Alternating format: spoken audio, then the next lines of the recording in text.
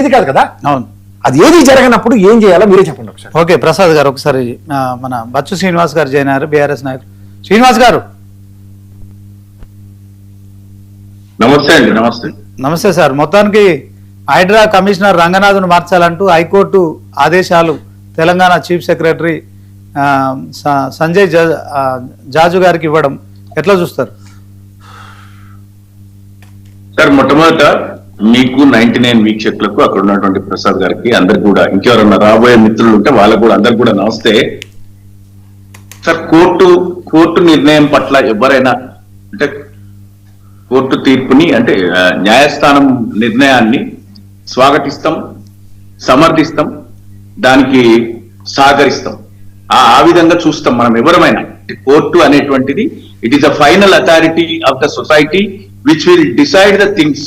అంటే సమాజంలో చిట్ట చివరి సంస్థ ఏదైనా ఉంది ప్రజల కోసం పనిచేసేది వంటిది, నిర్వివాదంగానో లేకపోతే అప్రజాస్వామికంగానో లేకపోతే నిష్పక్షపాతంగా వ్యవహరించే ఒక సంస్థ ఏదైనా ఉంది అంటే అది కోర్టు.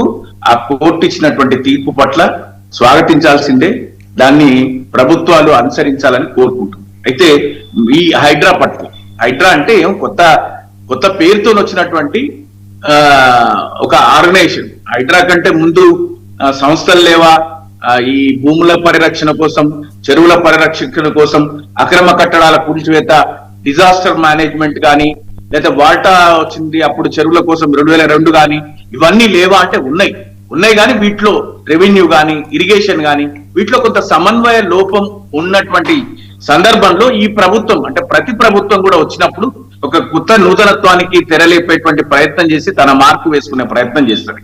అందులో రేవంత్ రెడ్డి గారి ప్రభుత్వం కూడా హైడ్రా అనేటువంటిది ఒక దాన్ని తీసుకొచ్చినందుకు, అది డిజాస్టర్ మేనేజ్మెంట్ కావచ్చు, లేకపోతే ఈ భూములు, చెరువులు, కబ్జాలు, వాటిని పరిరక్షించాల్సినటువంటి అవసరం ఎంతైనా ఉంది. ప్రజల ఆస్తులను, ప్రభుత్వ ఆస్తులను, వీటిని పరిరక్షించాల్సిన క్రమంలో ఏర్పాటు చేసిన దాన్ని బీఆర్ఎస్ పార్టీ స్వాగతించింది, దానికి సహకరించింది. మేము కోరుకునేది ఆ రోజైనా, ఈ రోజైనా, రేపైనా ఏంటి అంటే పేదలను మాత్రమే వంచి పెద్దలను రక్షించి దీనివల్ల వ్యక్తిగత ప్రయోజనాలు పొంది ప్రభుత్వం తమ స్వార్థ ప్రయోజనాల కోసం ఏర్పాటు చేసుకునే సంస్థగా హైడ్రా తయారు కావద్దన్నది మా ఉద్దేశం. మీరు కూడా ముందు మాటలో చెప్పినట్టు ప్రభుత్వం కానీ, హైడ్రా రంగనాథ్ గారు కానీ ఒక పెద్ద లిస్ట్ ఇచ్చిండ్రు. మేము ఇప్పటి వరకు 1,50,000 కోట్ల ఆస్తులను పరిరక్షించినాం, ఇంకా ముందు కూడా పరిరక్షిస్తామనేటువంటి మాట కావచ్చు. లేకపోతే దీన్ని కొంతమంది ఇంకా ఇది దేశవ్యాప్తంగా రావాలని కోరుకున్నారనో, లేకపోతే జిల్లాలలో రావాలని కోరుకున్నారు. మంచిదే, మంచి పని చేసే సంస్థను ఎవరైనా మంచిగా కావాలనుకుంటారు.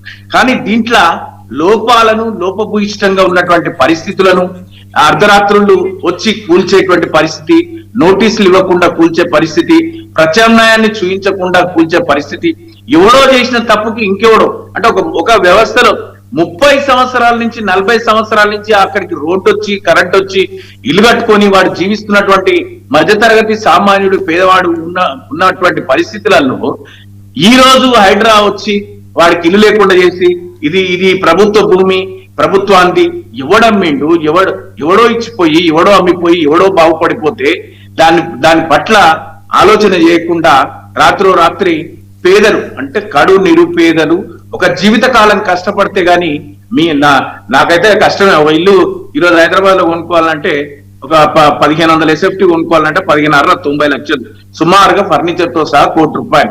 ఇది మధ్యతరగతి కూడా సాధ్యమయ్యేటువంటి పరిస్థితులలో లేదు.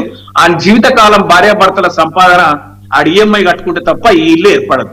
అట్లాంటి ఇప్పుడు HMDA పర్మిషన్లు, GHMC పర్మిషన్లు, అన్ని పర్మిషన్లు, అన్ని అనుమతులు వచ్చి బ్యాంకు కూడా ఇది కరెక్టే అని కొన్న వాటిని కూడా ఈ రోజు మీరు FTL లో ఉన్నారు. ఆ కట్టినోడు ఎక్కడ పోయిండు, అమ్ముకున్నోడు ఎక్కడ పోయిండు, ఇట్లాంటి పరిస్థితులలో జరుగుతున్నటువంటి పరిస్థితులకు బీఆర్ఎస్ పార్టీ సంపూర్ణంగా వ్యతిరేకం. ఇది జరగకుండా ఈ రోజు వాళ్ళు చెప్తున్నటువంటి కట్టడాలు జరగని చోట, ఇది జరగని చోట FTL నిర్ధారిస్తాము, పార్కుల స్థలాలు కాపాడుతాము. మేము కూడా ఇవన్నీ చేసినే, వాళ్ళు కూడా చేస్తే నాలాల మీద పరిరక్షణ ఇవన్నీ చేయాల్సిందే. ఇవి చేయకుండా ఉంటే హైదరాబాద్ లో చినుకు పడితే చిత్తడైపోయేది. ఇట్లాంటి పరిస్థితుల నుంచి ఈ రోజు కోర్టు చెప్తుంది 63 సందర్భాలలో కోర్టు ధిక్కరణ కేసులు ఆయన రంగనాథ్ గారు, ఏవి రంగనాథ్ గారు కోర్టును కూడా ధిక్కరించి వ్యవహరిస్తున్నారు. యథాస్థితి కొనసాగే స్టేటస్ కో గాని ఉన్నటువంటి సందర్భాలలో కూడా ఈ రోజు హైడ్రా వెళ్ళి యాక్షన్ తీసుకునేటువంటిది ఇది పద్ధతి కాదు, ఇది మంచి పద్ధతి కాదు. దీనికి అవసరమైతే దీని మీద మేము ఆర్మీని తీసుకొచ్చి కూడా ఆపే ప్రయత్నం చేస్తాం, మా మాట వినాలి అంటే దీంట్లో మేము లోపభూయిష్టంగా ఉన్నటువంటి విషయాల పట్ల బీఆర్ఎస్ పార్టీ సంపూర్ణంగా దీన్ని వ్యతిరేకిస్తుంది. ఈ మున్సిపల్ శాఖను తన దగ్గరే పెట్టుకొని తన